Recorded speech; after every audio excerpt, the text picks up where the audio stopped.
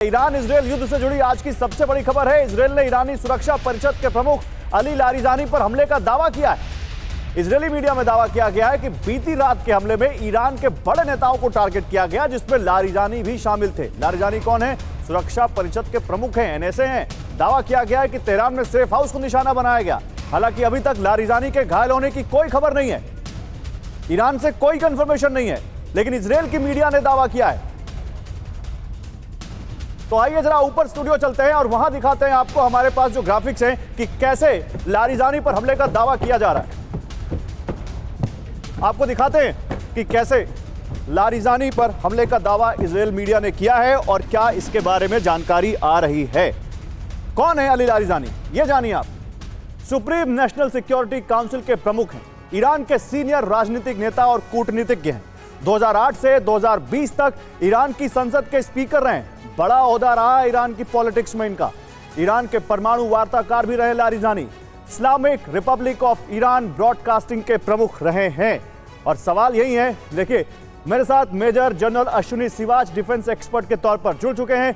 General Siwach, अगर Larijani मारे गए हैं, इजरायली मीडिया का दावा सही है, तो ये कितना बड़ा सेटबैक है ईरान के लिए? हाँ बिल्कुल, देखो गौरव, इसमें कोई शक नहीं, लारिजानी आज एक बहुत बड़ा चेहरा है ईरान को देखा जाए तो। और अभी सिक्योरिटी चीफ हैं और काफ़ी हद तक वो डिसीजन लेते हैं मुस्तफा खमानी के साथ। अगर वो मारे जाते हैं तो वाकई कोई ना कोई सेटबैक होगा। मगर ये भी सच्चाई है कि जिस प्रकार से ईरान ने अपनी सक्सेशन प्लान बनाई हुई है, जिस प्रकार से सबने सोचा था अगर आयतुल्लाह पे बाद में आएंगे। मैं तो ये पूछ रहा हूँ, क्या ये प्रोपेगेंडा भी हो सकता है इजरायल का? हाँ हो सकता है, बिल्कुल हो सकता है, इसमें कोई शक नहीं, क्योंकि ईरान ने इसके ऊपर कोई पुख्ती नहीं किया है। अभी यही बताया जा रहा है, इजराइल कह रहा है कि लारिजानी जब नेवल हेडक्वार्टर में थे तो उसके ऊपर हमला हुआ है और ये नहीं पता कि वो जिंदा है मरे हुए हैं, जबकि ईरान ने ऐसा कुछ नहीं बताया। तो देखो, लड़ाई के दौरान में तीन चीजें बहुत इंपॉर्टेंट है कि जो ट्रुथ है वो सबसे पहले कैजुअलिटी होती है। मिस इन्फॉर्मेशन और साइकोलॉजिकल वॉर और डिसइंफॉर्मेशन एक प्रकार एक टूल है अवेलेबल लड़ाई के दौरान। तो हो सकता है कि इसमें कोई सच्चाई ना हो, ये एक मिस इन्फॉर्मेशन इजराइल की तरफ से फैलाई जा रही हो। ठीक है सर, आप बड़ी बात कह रहे हैं। हो सकता है कि मिस इन्फॉर्मेशन भी हो, क्योंकि सबसे बड़ा तो सच्चाई मरती है जंग से पहले, ये कहा जाता है। तो अब देखना है कि सच्चाई है या नहीं। लेकिन बड़ी खबर है, अगर इजरायल दावा कर रहा है तो भी बड़ी खबर है, क्योंकि खामनेई के बाद ये बहुत बड़ा नाम होगा अगर इजरायल ने ईरान के एनएसए या सुरक्षा परिषद के प्रमुख को न्यूट्रलाइज किया है तो। क्योंकि सुरक्षा परिषद प्रमुख जंग के हालात में बहुत सेंसिटिव पोस्ट होती है, बहुत इंपॉर्टेंट पोस्ट होती है। आप देखिए, वैसे भी पूरी टॉप लीडरशिप खत्म कर दी गई ईरान की, तो जो लोग बचे हैं उनमें लारिजानी जैसा चेहरा बहुत अहम है। कैसे प्लान करना है, कहां अटैक करना है, कैसे ईरान की फोर्सेस को मोबिलाइज करना है, ये सब जरूर लारिजानी कर रहे होंगे। Brigadier Vinod Datta defence expert के तौर पर हमें ज्वाइन कर रहे हैं। ब्रिगेडियर दत्ता, एक एनएसए का क्या रोल होता है जंग के इस हालात में, या सुरक्षा परिषद के प्रमुख का क्या रोल होता है, और आप लारिजानी के इजरायल के इस मीडिया को, इजरायल मीडिया के इस दावे को कैसे असेस करते हैं? देखिए, नेशनल सिक्योरिटी एडवाइजर जो होता है वो पूरे देश के लिए जो भी सिक्योरिटी इंपरेटिव्स हैं, जो भी उसकी सिक्योरिटी की थ्रेट्स है, मतलब उसकी पूरी स्वॉट एनालिसिस वो करके रखता है। क्या उस देश की स्ट्रेंथ है, क्या उसकी वीकनेसेस हैं, क्या अपॉर्चुनिटीज हैं। तो ये सब चीजें, पूरा जो थ्रेट परसेप्शन है उसको वो पहले कंपाइल करते हैं, इवेल्युएट करते हैं और फिर उसको मतलब इंटरप्रेट करके जो उनकी लीडरशिप है उसके आगे वो पेश करते हैं। और किस तरह से उनको अपने जो वल्नरेबिलिटीज हैं उसको प्लग इन करना है, जो उनके स्ट्रॉन्ग पॉइंट्स हैं कैसे उनको एनकैश करना है। मैं रोकूंगा आपको। देखिए, इसी बीच एक बड़ी अपडेट आ रही है। एक बड़ा अपडेट यह है कि लारिजानी पर अब तक ईरान से कोई बयान नहीं आया। ईरान बिल्कुल, जिसको कहते हैं, बिल्कुल चुप है। लारिजानी को लेकर ग्लोबल मीडिया में चर्चा हो रही है, इजरायल की मीडिया चर्चा कर रही है। हमले के बाद लारिजानी पर सस्पेंस इसलिए भी बढ़ गया है क्योंकि लारिजानी नहीं आए हैं सामने। आपको याद होगा, एक रैली हुई थी जिसमें लारिजानी भी आए थे, जिसमें पेजेश्कियान भी आए थे, जिसमें उन्होंने दिखाया था एक बाइक पर जाकर घूमते हुए कि देखो ईरान के लीडर्स तो ऐसे ही घूम रहे हैं। लारिजानी ने तो बाकायदा मीडिया से बात की थी उस रैली में, और ज्यादा दिन नहीं हुए। तो अब लारिजानी पर सस्पेंस तब तक जब तक ईरान या तो कंफर्म ना कर दे या लारिजानी खुद सामने ना आ जाए। लारिजानी पर अब तक ईरान से कोई बयान नहीं आया है, लेकिन इसी बीच ईरान के शिराज और तबरीज में बड़े हमले किए गए। आपको उसी हमले का वीडियो दिखाते हैं जिस हमले के बाद यह दावा किया जा रहा है कि लारिजानी की मौत हुई है। बीती रात लारिजानी पर भी हमला किया गया, यह इजरायली मीडिया ने कहा है। देखिए, ईरान के शिराज और तबरीज में इजराइल के हमले हुए हैं। जो मौत का दावा कर रहा है इजरायली मीडिया जिस हमले के बाद, मैं वो दिखा रहा हूं आपको। देखिए, इजराइल का शिराज और तबरीज पर मिसाइल अटैक जो है वो कितना विध्वंसक अटैक है। देखिए, ईरान ने मौत की पुष्टि नहीं की है, इजराइल की मीडिया दावा कर रही है, ग्लोबल मीडिया में चर्चा शुरू हो गई है। अब एक बड़ा सस्पेंस खड़ा हो गया है कि क्या इजराइल ने ईरान को एक और बड़ा नुकसान दे दिया, क्या एक और बड़ा वहां एक और बड़े नेता को उन्होंने खत्म कर दिया।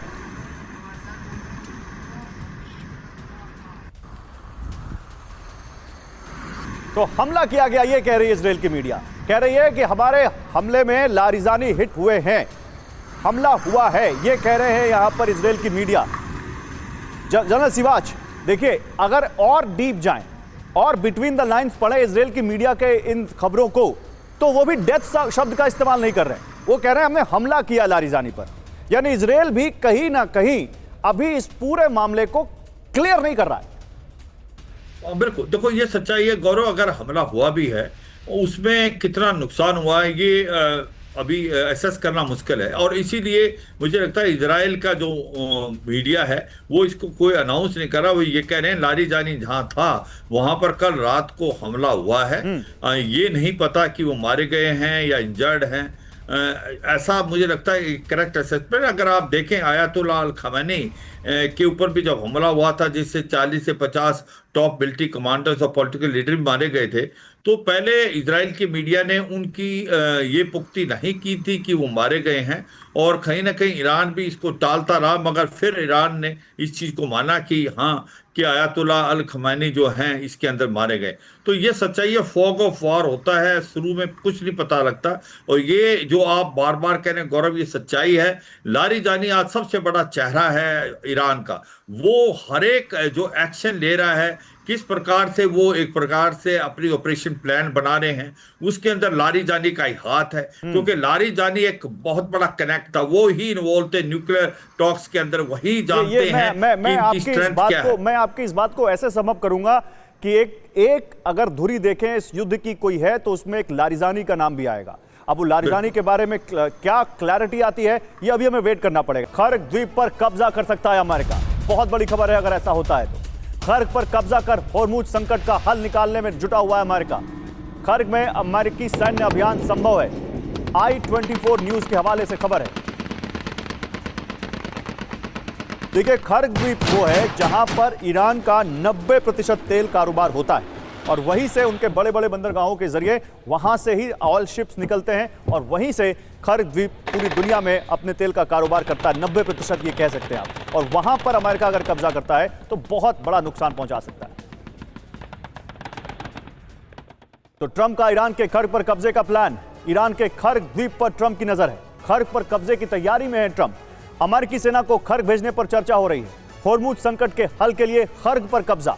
खर्ग द्वीप पर अमेरिका हमला कर चुका है।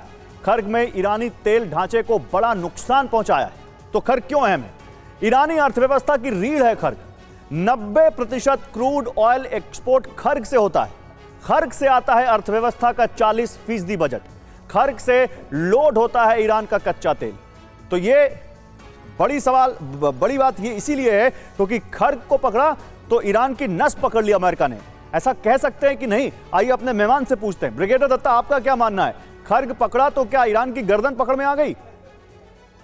देखिए, अमेरिका बहुत बड़ी गलती करेगा अगर वो खर्ग आइलैंड पे मतलब फिजिकली उसको कैप्चर करता है, क्योंकि इससे ईरान की जो भी इकोनॉमी है वो बिल्कुल लड़खड़ा जाएगी और ईरान मेरे हिसाब से फिर रिटेलिएट करेगा। जितने भी इस तरह के पेट्रोलियम असेट्स हैं या जो क्रूड ऑयल के असेट्स हैं या ऑयल वेल्स हैं, उनके ऊपर अटैक करेगा जो यूएस के एलाइज हैं। तो ये एक ऐसा युद्ध छिड़ सकता है जो अमेरिका के काबू में नहीं रहेगा।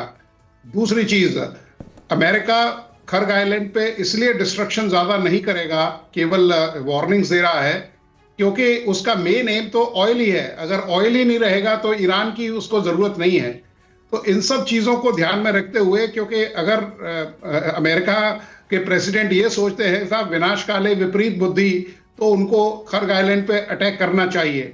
उन्होंने आज 18 दिन हो गए हैं, इतनी पाउंडिंग की है ईरान के ऊपर। ईरान तकरीबन तबाह हो चुका है, मतलब इतना डिस्ट्रक्शन हुआ है, लेकिन आप उनके कह रहे जज्बों हैं में कोई तकरीबन कमी तबाह नहीं हो है। चुका है, इजराइल तो कह रहा है अभी 1000 टारगेट है जिनको तबाह करना है। 3 हफ्ते का प्लान बनाया है उसने, दुनिया को बताया है कि भी कम से कम 3 हफ्ते तो और हम अभी हमले करेंगे ईरान पर। अब सोचिए क्या कितना माइन्यूट और कितना डिटेल प्लान है इनका। मैं आऊंगा ब्रिगेडियर दत्ता आपसे इस पर बात करने, लेकिन एक बड़ी खबर है, इजराइल पर ईरान का मिसाइल प्रहार। एरो इंटरसेप्टर ने ईरानी मिसाइलों को रोका। आईडीएफ ने कई ईरानी मिसाइलों को नष्ट किया। मिसाइल विस्फोट से आसमान में रोशनी हो गई, इतना बड़ा यह विस्फोट था।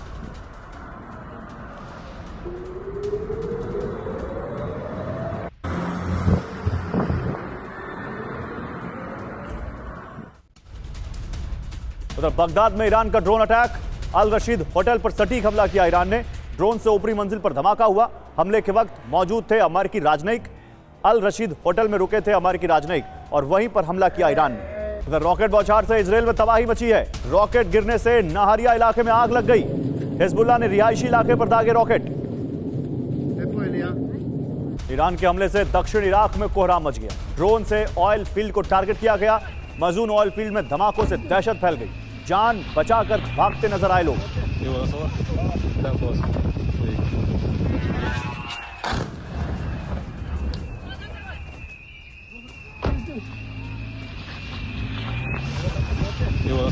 और एक और बड़ी खबर मुस्तफा के बारे में द टेलीग्राफ के हवाले से बड़ी खबर आई। 28 फरवरी के अमेरिकी हमले में मुस्तफा बाल बाल बचे। दरअसल 28 फरवरी को अली खामनेई तेहरान में अपने करीबियों के साथ बैठकर एक मीटिंग कर रहे थे। उस मीटिंग में मुस्तफा भी थे, लेकिन तभी अचानक मिसाइल बरसने लगी और उस हॉल में मीटिंग में शामिल हर शख्स मारा गया। लेकिन मुस्तफा की किस्मत अच्छी थी। हमले से चंद सेकंड पहले खामनेई किसी काम की वजह से बाहर आ गए, मुस्तफा खामनेई, और उनकी जान बच गई। दरअसल यह खुलासा एक ऑडियो क्लिप की वजह से हुआ है। इस ऑडियो क्लिप में खामनेई के करीबी नेता की आईआरजीसी कमांडर से बातचीत हो रही है, जिसमें खामनेई का करीबी यह बताता है कि कैसे मुस्तफा उस हमले में बाल बाल बचे। और मुस्तफा की जान बचने की अब इनसाइड स्टोरी आपको दिखाते हैं। 28 फरवरी की बैठक में मौजूद थे मुस्तफा। बैठक में खामनेई के साथ थे उनके करीबी। हमले से चंद सेकंड पहले मुस्तफा बाहर आ गए। 28 फरवरी की बैठक में मौजूद थे और बैठक में खामनेई के साथ उनके करीबी थे, लेकिन चंद सेकंड पहले मुस्तफा बाहर आ गए। कमरे से बाहर निकलकर गार्डन में गए। तभी मिसाइल अटैक से वो जगह जहां मीटिंग हो रही थी, जहां मुस्तफा मौजूद थे, वो ध्वस्त हो गई। मिसाइल के बारूद से मुस्तफा घायल हुए। खामनेई के करीबी ने आईआरजीसी कमांडर को यह बात बताई। द टेलीग्राफ ने यह खबर ब्रेक की है। लेकिन जनरल सिवाच, मुस्तफा खामनेई का बचना नहीं बचना ये किस्मत हो सकती है उनकी, लेकिन उससे बड़ा चैलेंज अब मुस्तफा खामनेई के पास ये है कि अपने पिता की विरासत को आगे बढ़ाना और ईरान को इस मुश्किल समय में डटे रहना अमेरिका और इजराइल जैसी ताकत के सामने। आपको लगता है मुस्तफा खामनेई के लिए अब ये करो या मरो की स्थिति है? हाँ बिल्कुल, देखो गौरव, सच्चाई है, करो या मरो की स्थिति है और ईरान ने सबको सरप्राइज कर दिया है। मुझे लगता है अमेरिका और इजराइल ने अंडर एस्टिमेट किया था ईरान की कैपेबिलिटी को और उसके रेजिलेंस को। सबने ये सोचा था कि शायद आयतुल्लाह अल खमैनी सुप्रीम लीडर मारा गया और 40 से 50 के टॉप मिलिट्री कमांडर मारे गए तो ईरान घुटनों पे आ जाएगा, मगर ऐसा तो नहीं हुआ। ईरान तो पलट वार कर रहा है और कहीं ना कहीं एडवांटेज ईरान पे लग रहा है। सच्चाई यह है कि ईरान ने जिस प्रकार से इसको इकोनॉमिक वार बना दिया है from military point of view से, कि आज की तारीख में उसने मिडिल ईस्ट की जितनी कंट्री जहां पर भी मिलिट्री बेसिस थी अमेरिका की, उनको इन्वॉल्व कर दिया है। स्टेट ऑफ हार्मुज को ब्लॉक कर दिया है। अपने जो प्रॉक्सीज हैं, चाहे वो होती रिबल है, वो रेड सी में सक्रिय हो गए हैं। हिजबुल्लाह जो है वो नॉर्थ इजराइल पे हमला करें। तो मुझे लगता नहीं कि कहीं ना कहीं ईरान का पलड़ा कमजोर है, वो तो काफ़ी भारी लग रहा है। उसके 3-4 और भी रीजन है। उन्होंने अपना जो स्वॉट एनालिसिस किया था कि उनकी स्ट्रेंथ क्या है, उनकी स्ट्रेंथ है उसके मिसाइल रॉकेट्स जो करीब हैं, उसके पास 10 से 15 हज़ार, और जो इसकी एक प्रकार वीकनेस है वो इसकी है, इसके पास एयर पावर नहीं है, इसके पास एयर डिफेंस कमज़ोर है, नेवल पावर इतनी नहीं, मगर इसके बावजूद आज वो डटा हुआ है। और उसने अभी जिस प्रकार से हमला कर रहा है, पलट वार कर रहा है, उसकी 2 बड़ी इंपॉर्टेंट चीज़ें क्या है कि जब आप ड्रोन से हमला करते हैं, जो इंटरसेप्टर हैं उनकी कीमत उससे कम से कम 5,000 से 6,000 गुना ज़्यादा होती है। और यही मुझे लगता है कि जो थार्ड सिस्टम है और पेट्रोइड मिसाइल सिस्टम, वो एयर डिफेंस सिस्टम ज़्यादा देर टिक नहीं पाएगा क्योंकि उसका इंटरसेप्टर बहुत कॉस्टली है और कम है। और दूसरा एक सच्चाई है जो आप गौरव बात कर रहे थे खर्ग आइलैंड की, अमेरिका चाहेगा कि खर्ग आइलैंड को ले ले, मगर क्या ये मुमकिन है? ये सबसे बड़ी प्रॉब्लम है क्योंकि उसको जाने के लिए उसे स्ट्रेट ऑफ हॉर्मुज क्रॉस करना पड़ेगा जहां पर पूरा कंट्रोल ईरान का है। दूसरा, खर्ग आइलैंड में 40 से 50 हजार ईरानी हैं और एयर असोल्ट डिवीजन अगर लगाता है डेल्टा डिवीजन, उसके बावजूद भी वहां पर ये सोचे कि वो विक्ट्री कर लेगा बहुत मुश्किल है। और सबसे इंपॉर्टेंट चीज है, पलटवार करेगा ईरान। ईरान पूरे के पूरे मिडिल ईस्ट की जितने भी बेसिस में आग लगा देगा जहां जहां पर भी एनर्जी सेक्टर है, चाहे वो सऊदी, यूएई, ओमान, जोर्डन। तो अभी इतना आसान नहीं, मुझे लगता है अमेरिका दलदल में फंस गया है। अमेरिका को ये नहीं समझ रहा है एंड स्टेट क्या हो। सर, आपने एक लाइन में इस युद्ध की ताजा स्थिति बता दी। ऐसा लगता है कि अमेरिका दलदल में फंस गया है। अब ये दलदल से कैसे निकलेगा, ट्रंप कैसे निकाल के ले जाएंगे अमेरिका को इस दलदल से, ये देखना होगा। लेकिन एक और बड़ी खबर, ईरान से हमले की 57वीं लहर। अमेरिकी ठिकानों पर रात भर हमले हुए हैं, इजरायली कब्जे वाले क्षेत्र पर अटैक हुए हैं और इराक के इरबिल में मिसाइल से प्रहार किया गया। ईरान के निशाने पर अमेरिकी सैन्य ठिकाने, अमेरिकी डिफेंस ने पलटवार किया। इजरायल के तेल अवीव पर फिर बड़ा हमला, ईरानी मिसाइल अटैक से जोरदार धमाका हुआ है। रिहायशी इलाके की इमारत ध्वस्त हो गई। और आईआरजीसी की अमेरिकी कंपनियों को बड़ी धमकी, देखिए बड़ी खबर आ गई, अमेरिकी कंपनियां मध्य पूर्व से चली जाएं। ईरान कह रहा है अमेरिका वेस्ट एशिया में कारोबार ना करे। आईआरजीसी ने 15 कंपनियों की लिस्ट जारी की है और कहा है कि इन कंपनियों के ठिकानों पर हमला होगा। मध्य पूर्व में 15 जगहों पर हमले करेंगे। हमले से पहले मध्य पूर्व से सभी चले जाएं। यानी वो कह रहे हैं कि वेस्ट एशिया छोड़ो, कतर छोड़ो, यूएई छोड़ो, बहरीन छोड़ो, ये सब देश छोड़ो, कुवैत छोड़ो, ओमान छोड़ो, वरना हम यहां पर अटैक करेंगे। तो अमेरिकी कंपनियों को क्या धमकी दी है इस्लामिक रिवॉल्यूशनरी गार्ड कोर ने? वो कह रहे हैं मिडिल ईस्ट से चले जाओ। क्या कहा? अमेरिका की कंपनियां इस क्षेत्र से चले जाएं। लिस्ट में अमेरिका की 15 कंपनियों के नाम हैं। 15 कंपनियां अपना ऑफिस बंद कर दें, कंपनियों के कर्मचारी खुद यहां से चले जाएं। टारगेट पर मिडिल ईस्ट में 15 जगह हैं और सभी 15 जगहों पर ईरान हमला करेगा। हमले से पहले मध्य पूर्व से चले जाएं। तो कहां कहां warning? Amman military office, Amman diplomatic area, Amman business park, Amman energy office, Abdali finance company Abu Dhabi में है जो, और Abu Dhabi global market, Dubai internet city, Dubai south district. सबसे ज्यादा तो यूएई और कतर आप देख लीजिए जहां अमेरिका का हैवी इन्वेस्टमेंट है। लेकिन इसी बीच एक और बड़ी खबर, जंग के बीच एक और बड़ी खबर है। मिडिल ईस्ट की तरफ बढ़ रहा है अमेरिकी युद्धपोत और इस युद्धपोत पर हजारों सैनिक मौजूद हैं। सिंगापुर के पास देखा गया है युद्धपोत यूएसएस त्रिपोली। सिंगापुर से मलक्का स्टेट की तरफ बढ़ रहा है ये यूएसएस त्रिपोली।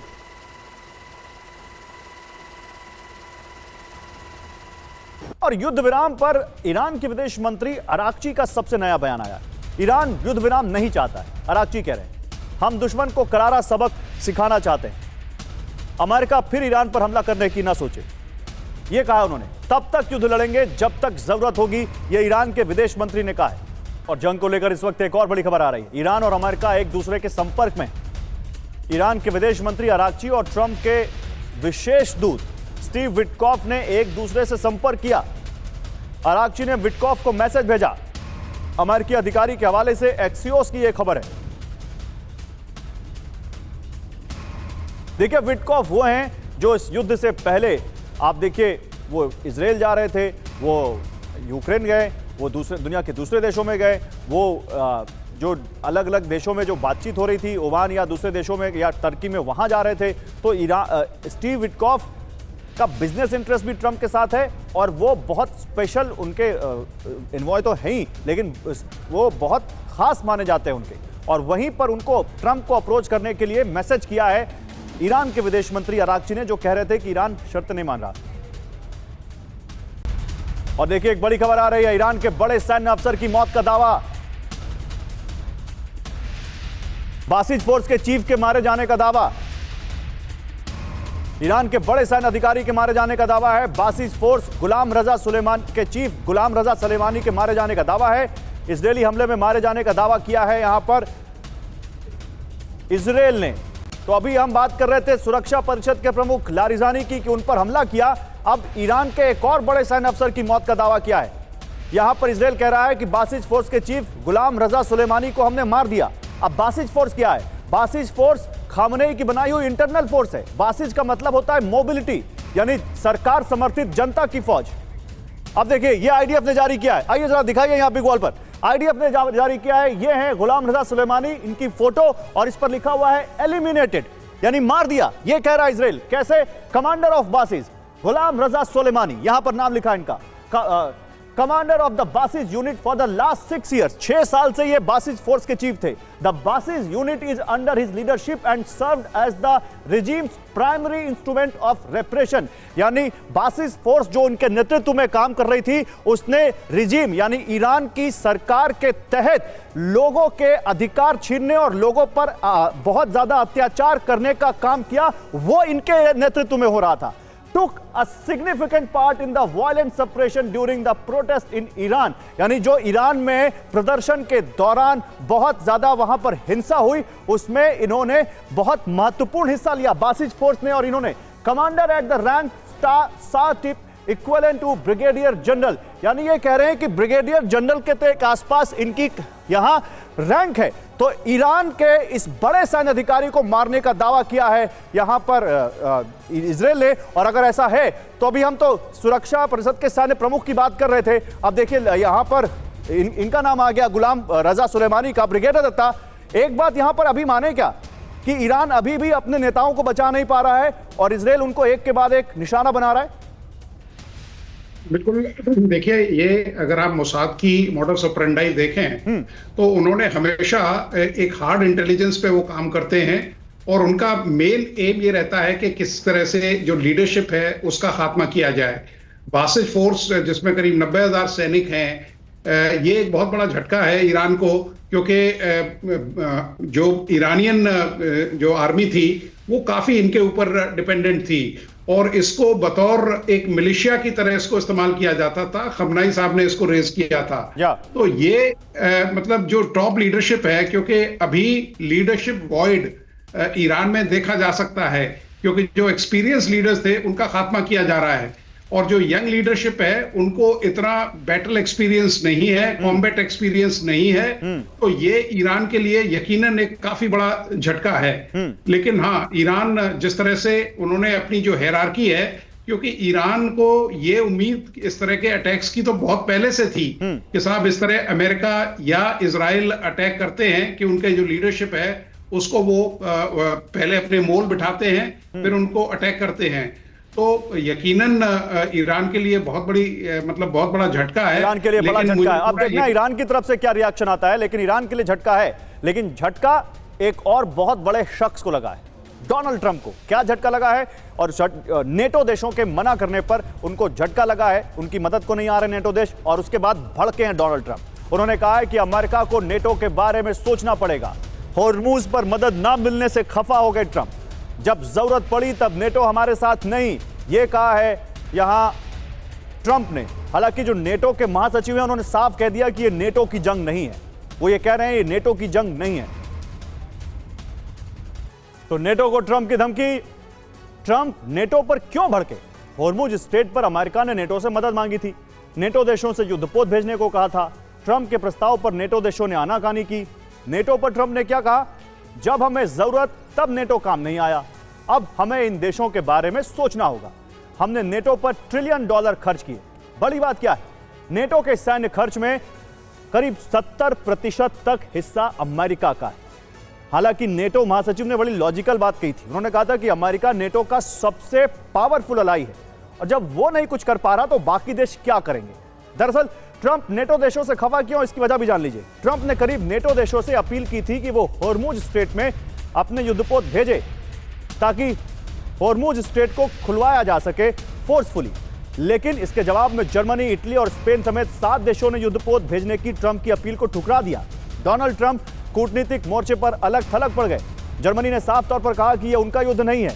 स्पेन और इटली ने कहा कि वो ऐसा कुछ नहीं करेंगे जिससे युद्ध और भड़क जाए। वहीं अमेरिका के मित्र देश जापान और ऑस्ट्रेलिया ने भी कह दिया कि वो युद्ध पोत नहीं भेजेंगे।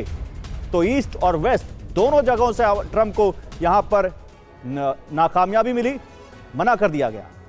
ईरान से जंग में अकेले पड़ गए ट्रंप। चीन ने साथ देने से साफ इनकार कर दिया, सैन्य भागीदारी को भी मना कर दिया। फ्रांस ने कहा कि होर्मुज में कोई मदद नहीं करेंगे, युद्धपोत नहीं भेजेंगे और डिफेंसिव रहेंगे। जापान ने कहा कि होर्मुज में मदद हम नहीं कर पाएंगे, नहीं भेजेंगे युद्धपोत, अपना स्वतंत्र फैसला लेंगे। ऑस्ट्रेलिया ने भी इनकार कर दिया, कहा जहाज भेजने का प्लान नहीं है। जर्मनी ने भी कहा कि होर्मुज में हम मदद नहीं कर पाएंगे, जंगी पोत भेजने पर कोई विचार नहीं कर रहे हैं। साउथ कोरिया ने कहा कि होर्मुज में हम मदद नहीं कर पाएंगे, दूरी बनाई उसने कहा हम समीक्षा कर रहे हैं लेकिन कोई वादा नहीं कर रहे हैं। यहां पर अब हम आपको दिखाते हैं कि मित्र देशों पर ट्रंप की दुविधा क्या है। ट्रंप ने देर रात एक प्रेस कॉन्फ्रेंस की और प्रेस कॉन्फ्रेंस के दौरान ट्रंप ने अपने ही बयानों का खंडन किया। ट्रंप अपने बयान पर कुछ ही मिनटों में पलटते भी नजर आए। और ईरान पर अमेरिकी इंटेलिजेंस रिपोर्ट, युद्ध से ईरानी सत्ता और मजबूत हुई है। खामनेई के बाद IRGC का प्रभाव बढ़ा है, यह लग भी रहा है। सत्ता पर IRGC की पकड़ मजबूत हुई है। हॉर्मुज स्ट्रेट पर ईरान का प्रभाव बरकरार है।